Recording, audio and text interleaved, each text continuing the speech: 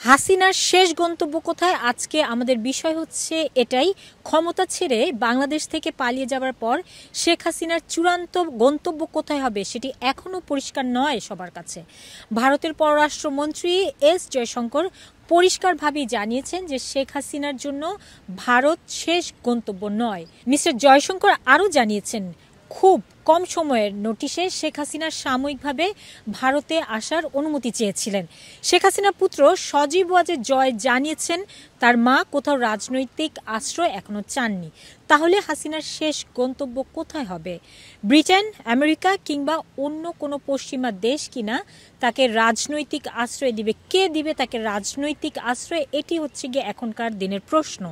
পর্যবেক্ষকরা বলছেন এসব কিছুই নির্ভর করছে সংশ্লিষ্ট দেশগুলো বিষয়টিকে কিভাবে দেখছে তার উপর।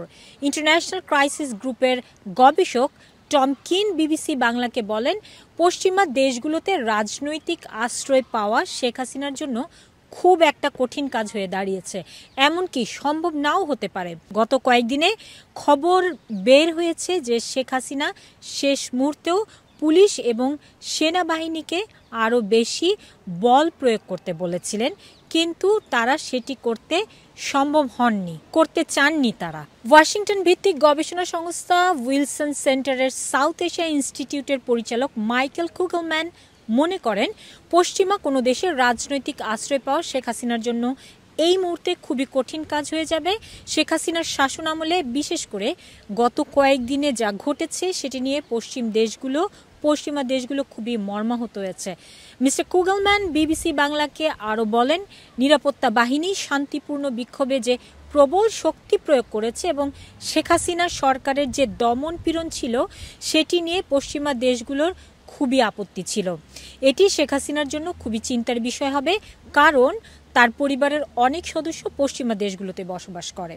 শেখ হাসিনার মানবাধিকার লঙ্ঘন নিয়ে যেসব দেশ মাথা ঘামায় না তারা হয়তো তাকে আশ্রয় দিতে পারে। এটি পশ্চিমা দেশগুলোর বাইরে কোনো দেশ হতে পারে কিংবা গালফ দেশগুলোতে হতে পারে বলে মিস্টার কুগলম্যান জানিয়েছেন।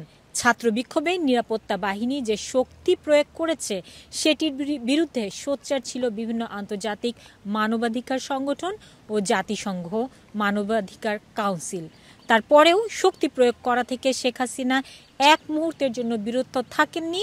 সরকারকে নিবৃত্ত করা কোনোভাবেই যায়নি। সে ছিল ক্ষমতায় টিকে থাকার জন্য আরও বেশি মানুষ হত্যা করতে বলে ইন্টারন্যাশনাল ক্রাইসিস গ্রুপের টম কিন। তিনি মনে করেন আন্তর্জাতিক অপরাধ আদালত যদি বাংলাদেশের সাম্প্রতিক বিষয়গুলো তদন্ত করে এবং কোনো বিচার প্রক্রিয়া শুরু হয় সেটি ভিন্ন পরিস্থিতি তৈরি করবে।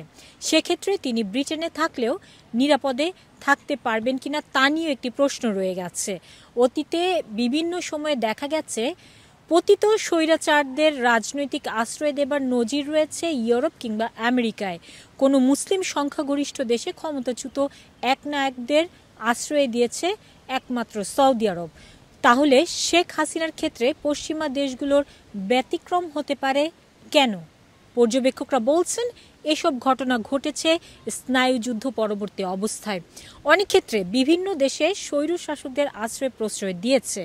তাদের পতনের পর ইউরোপ কিংবা আমেরিকায় অনেকে রাজনৈতিক আশ্রয় পেয়েছেন। টম কিন বলেন, বাংলাদেশে যা হয়েছে সেটি সবাই দেখেছে। প্রচুর ভিডিও, ছবি সামাজিক যোগাযোগ মাধ্যমে এসেছে।